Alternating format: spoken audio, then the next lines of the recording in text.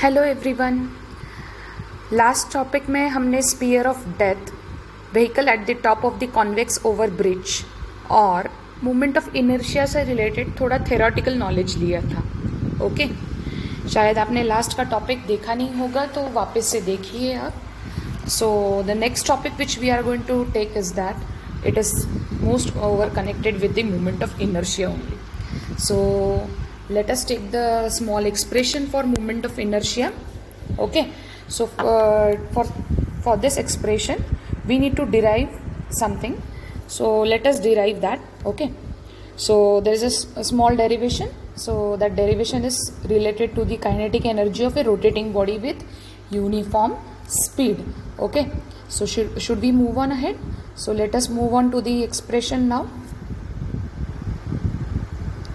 So expression is what? You can note it down. Derive an expression for kinetic energy of a rotating body with uniform speed. अब rotating body के बारे में बात करते हैं हम लोग, okay? Through diagrammatic representation. So let us talk about now.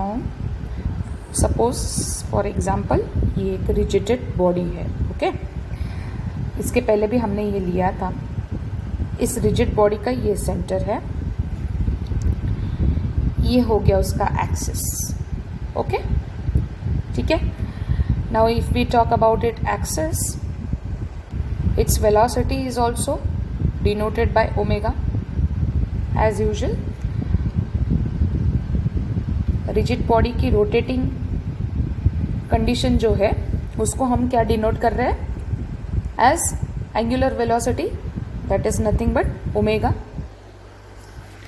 which is fixed at the center. So fixed at the center, let us denote this center as O over here. Okay, अब ये जो rigid body है, मैंने पहले भी बताया था आप लोगों को कि ये जो कंप्लीट रिजिड बॉडी है आपका, ये कौन से पार्टिकल से बनाया है? तो n पार्टिकल से बनाया है। n पार्टिकल से बनाया मतलब नंबर ऑफ पार्टिकल्स। जैसे कि हमारी बॉडी किससे बनी है? नंबर ऑफ सेल्स से बनी है, इजंट इट? तो वो भी क्या हो गया, वो सेल भी हम डिनोट करते हैं as n cell, isn't it? वैसे ही कुछ यहाँ पे ये रिजिड बॉडी है, तो अब भाई ये रिजिड बॉडी किससे बनाया है? n पार्टिकल से बनाया है। तो n पार्टिकल में से हम कुछ पार्टिकल्स के बारे में डिनोट करेंगे उसके डिस्टेंसेस के साथ। Okay, from centre O. So let us draw now.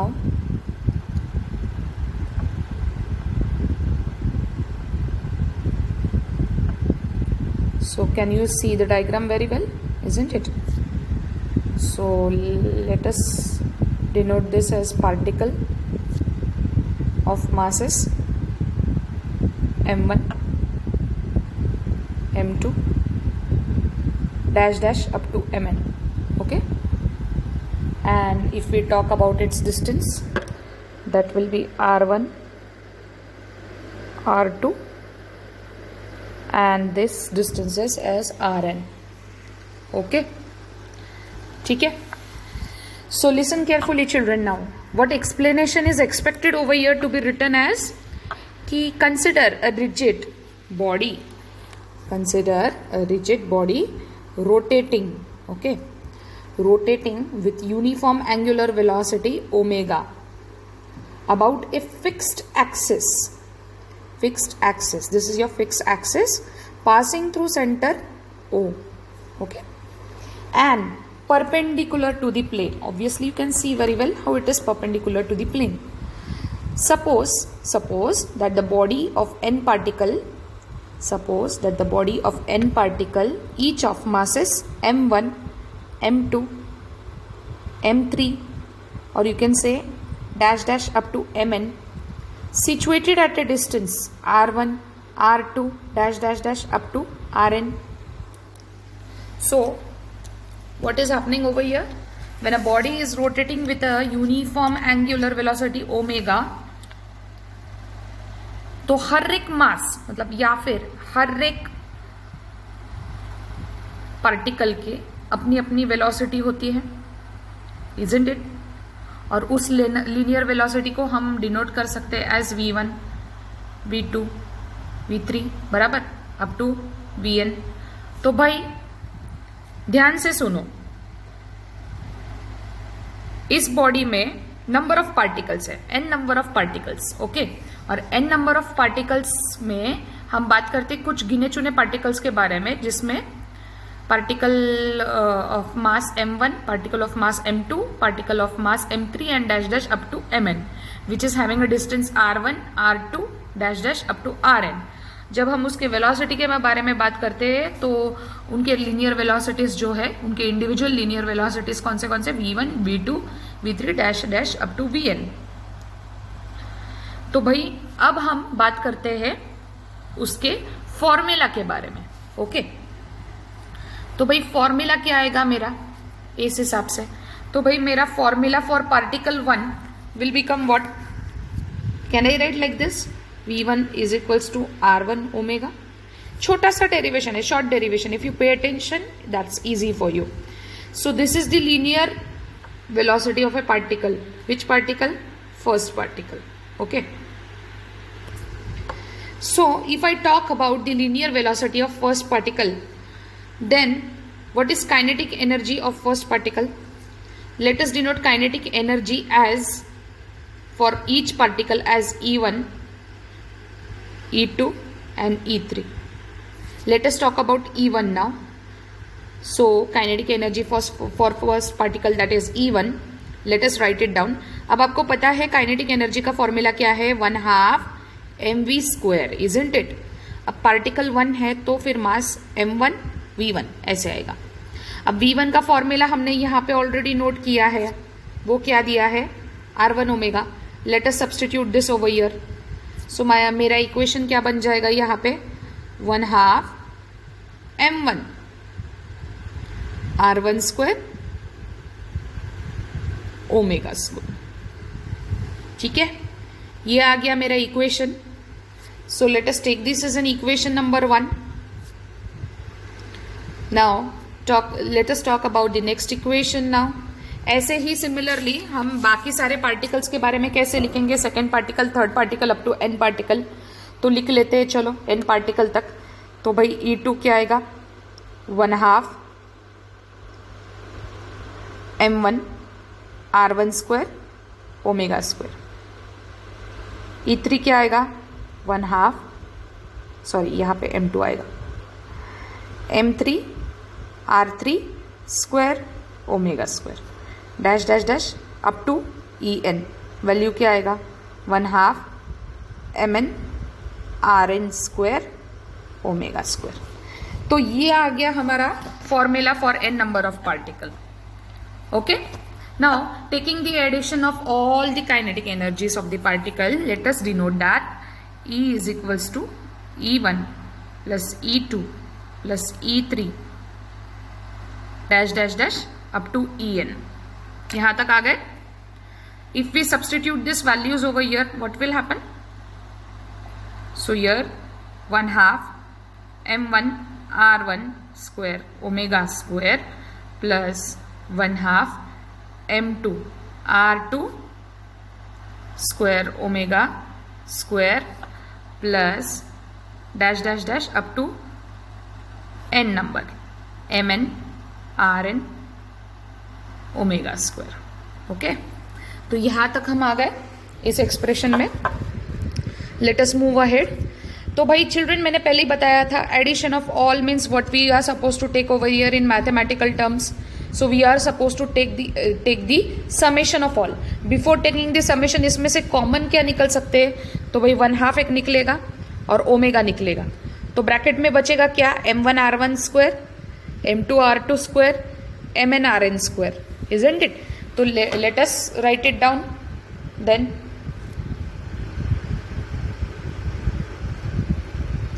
तो भाई मेरा एक्सप्रेशन बनेगा यहाँ पे E is equals to 1/2 m1 r1 square plus m2 r2 square plus dash dash dash up to mn rn square and bracket के बाहर common क्या आएगा? Omega square. ये मैंने लिख दिया यहाँ पे। अब E इज इक्वल्स टू 1/2 क्या आएगा? Summation of all from I is equals to 1 to N term M I, उसके सफिक्स में आर आई ओमेगा स्क्वायर। अब आप मुझे बताइए, हमने प्रीवियस के टॉपिक में ये किया है ऑलरेडी, ये किसका फॉर्मूला है? ये मूवमेंट ऑफ इनर्शिया का फॉर्मूला है, बराबर। And movement of inertia is denoted by what? I. तो मेरा फॉर्मूला क्या बनेगा यहाँ पे? So E is equals to 1/2 I omega square. ये मिल गया मुझे formula. So in this way we have derived the expression for product of mass of each particle of a body and square of its distances. And so here we got the expression for kinetic energy of a rotating body with uniform speed. Is that clear? अगर थोड़ा भी fast जा रही हो तो आप लोग पीछे से वापस रिवाइंड करके देखिए एंड एक्सप्रेशन को जितना डिटेल में आप लिख सकते हैं उतना आप लोगों के लिए अच्छा है, ओके। क्योंकि हम अब नेक्स्ट टॉपिक की तरफ मूव करने जा रहे हैं, जो कि सबसे इम्पॉर्टेंट टॉपिक है इस टॉपिक से रिलेटेड, वो है रेडियस ऑफ गायरेशन, ओके। तो रेडियस ऑफ गायरेशन ये थेरोटिकल कंसेप्ट है एंड विद दैट उसका थोड़ा सा एक फॉर्मूला भी है जो हम यहाँ पे डिराइव करेंगे, ओके। तो for that you need to pay attention point wise, okay. तो अब तक हमने एक्सप्रेशन जो ऑब्टेन किया for kinetic energy of a rotating body with uniform speed, वो आपको समझ में आया ही होगा। तो नेक्स्ट टॉपिक हम पढ़ने जा रहे हैं, that is radius of gyration. कौन सा टॉपिक है? radius of gyration. And children, radius of gyration is denoted by k. For that we need one diagrammatic representation, okay. तो भाई समझो, ये एक बॉडी है, ये इसका सेंटर है।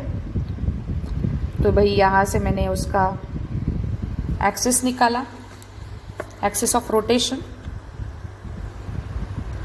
तो भाई सेंटर से लेके ये जो पार्टिकल इस बॉडी पे मूव कर रहा है, फॉर एग्जाम्पल इस पाथ के तहत, इस बॉडी के तहत, तो भाई उसी को हम कहते हैं डिनोटेड बाय के। समझा आप लोगों को कुछ? तो भाई radius of gyration is nothing but the distance between the axis of rotation, this is the axis of rotation, and the point at which the whole mass is concentrated, okay. Axis of rotation and the point at which the whole mass is concentrated. So that is nothing but denoted by k. आप लोगों ने centre of gravity, centre of mass ये topic पढ़ा ही होगा। तो usually उसका definition भी वही बताता है कि the point at which the whole mass of the body is concentrated is nothing but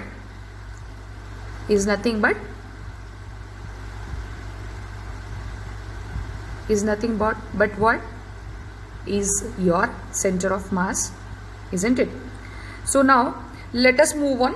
तो यहाँ पे बेसिकली मुझे क्या बताना है? मुझे रेडियस ऑफ गायरेशन जो है वो डिफाइन करना है। तो listen carefully. So the radius of gyration of a body about a given axis of rotation is defined as what? Defined as the distance between what? Distance between the axis of rotation and a point at which the whole mass of the body is concentrated, is supposed to be concentrated. So as to have what? So as to have the moment of inertia as that of body. तो अगर उस body का movement of inertia ही नहीं रहा तो क्या फ़ायदा है यहाँ पे? फॉर एग्जांपल जैसे हमारे बॉडी का भी कोई ऐसा पॉइंट रहेगा जिस पर होल मास कॉन्सेंट्रेटेड है, isn't it, and we are perpendicular to the surface, isn't it, in that case. तो भाई वैसा पॉइंट कौन सा हो सकता है? कुछ मालूम है?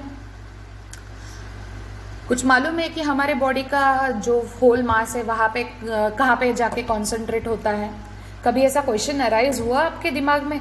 तो भाई मेरे हिसाब से तो मुझे लगता है मेरे बॉडी का जो होल मास है वो सोल को कॉन्सेंट्रेटेड है, and soul has got movement of inertia because of which I am performing my body is in motion or whatever it can be.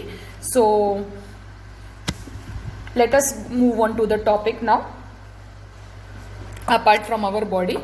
So let us consider as m, or let us consider capital M as the mass of the body, and here K is nothing but the radius of gyration.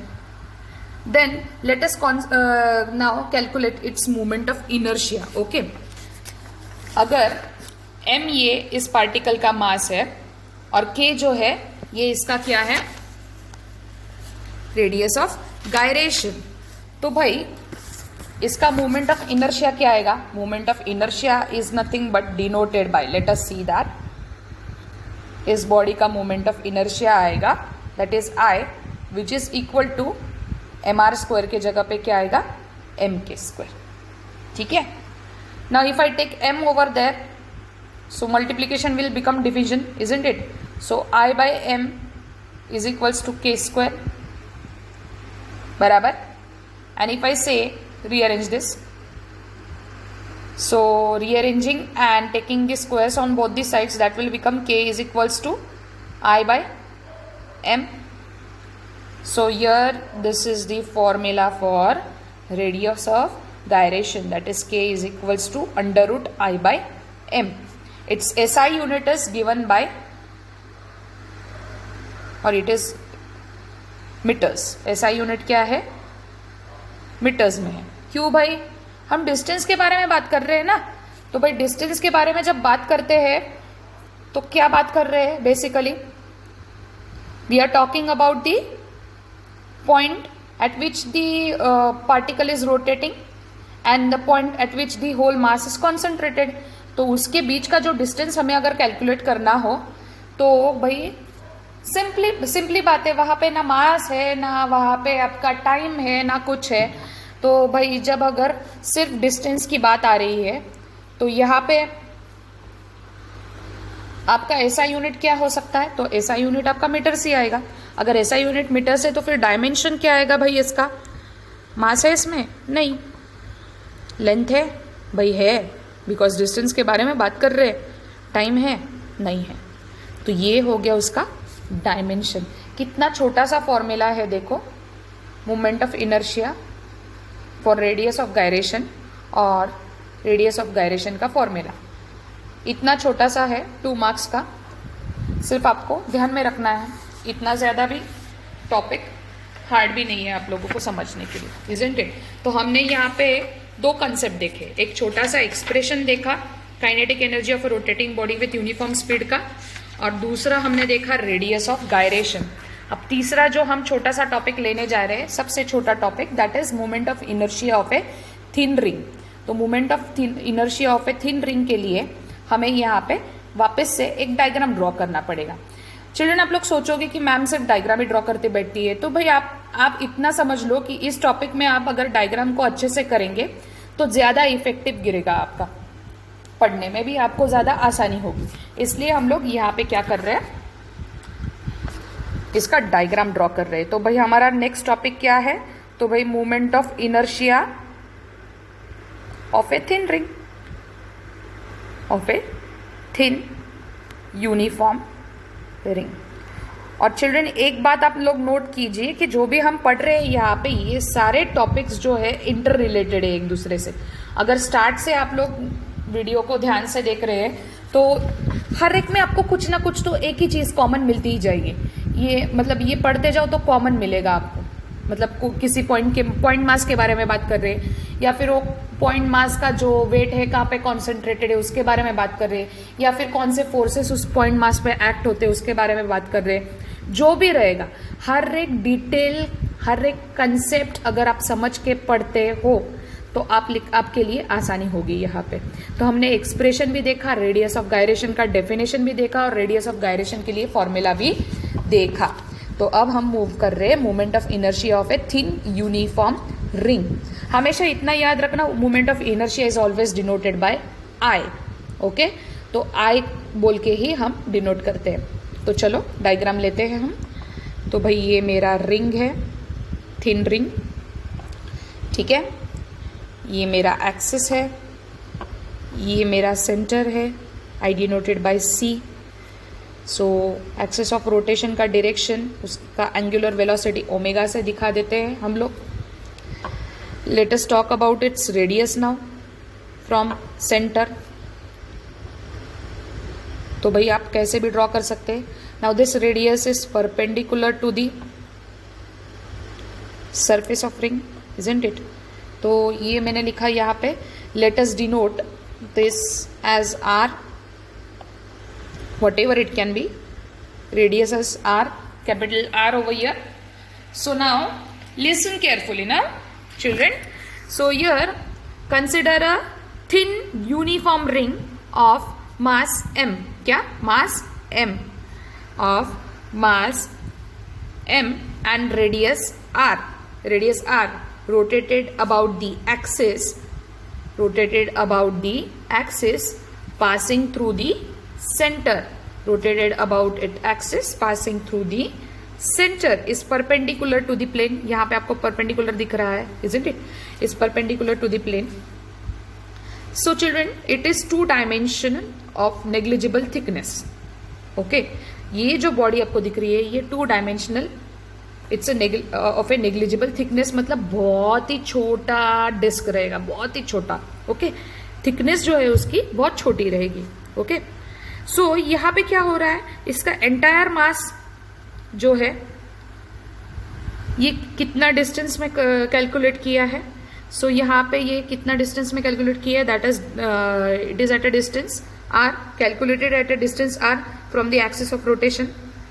तो भाई अगर हम यहाँ पे ये सारे topics को, मतलब जो भी हमने अभी यहाँ पे एक्सप्लेनेशन दिया, ये सारे पॉइंट टू पॉइंट को ऐड करते जाएंगे तो एक छोटा सा एक्सप्लेनेशन बन जाता है यहाँ पे. तो भाई मेरा moment of inertia of a ring क्या आएगा यहाँ पे. Let us take the moment of inertia of a ring. So यहाँ पे moment of inertia for now is given by I is equals to mr square. Okay, so moment of inertia of a ring is given by I is equals to mr square, where r is nothing but the distance from the center, or you can say distance from the axis to the center of. Okay, so here I got the moment of inertia of a ring which is given by I is equals to mr square. Now let us compare it with the radius of gyration का formula. तो radius of gyration का formula क्या है, I is equals to mk square. If I compare this, what will happen? So mr square is equals to mk square. So here mm got cancelled, r square is equals to k square. Taking squares on both the sides, r is equals to k. तो और एक चीज नया मिला मुझे इसमें. तो यहाँ पे रेडियस ऑफ गायरेशन जो है वो रिंग के रेडियस r के जितना है, ये मैंने यहाँ पे प्रूफ किया. तो ये भी हो गया मेरा. आपको समझ में आए ये पूरा टॉपिक. तो चिल्ड्रन, ये जो तीनों टॉपिक मैंने यहाँ पे आपको पढ़ाया है, ये तीनों टॉपिक भी बहुत ही छोटा टॉपिक है और 2-2 मार्क्स का टॉपिक है और थोड़ा थ्योरेटिकल बेस्ड टॉपिक है. थ्योरेटिकल बेस्ड टॉपिक मतलब इसमें सिर्फ और सिर्फ आपको क्या करना है, तो डायग्राम ड्रॉ करना है और एक्सप्लेनेशन देना है. आई गेस आपको ये लेक्चर समझ में आया हो, क्योंकि नेक्स्ट लेक्चर जो हम करने जाएंगे उसमें बेसिकली हम लोग सारे जो जितने भी मतलब बेसिकली आगे जितने भी बेसिक्स है पीछे के, वो बेसिक्स से रिलेटेड हम लोग पढ़ेंगे. तो ये टॉपिक इतना आपको समझ में नहीं आया हो ऐसा तो कुछ मुझे नहीं लगता, छोटा सा ही टॉपिक है. तो भाई हमने आज क्या क्या देखा. Moment of inertia as an analogous quantity for mass में हमने यहाँ पे बॉडी ऑफ एन पार्टिकल के बारे में देखा. Secondly moment of inertia of a ring देखा हमने.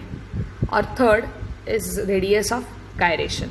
ओके, तो रेडियस ऑफ गायरेशन भी देखा, moment of inertia of a ring भी देखा एंड योर स्मॉल एक्सप्रेशन भी देखा. So for today we end this topic over here itself. Next topic we will go with the moment of inertia of a uniform disk as well as theorem of parallel axis and theorem of perpendicular axis. Okay.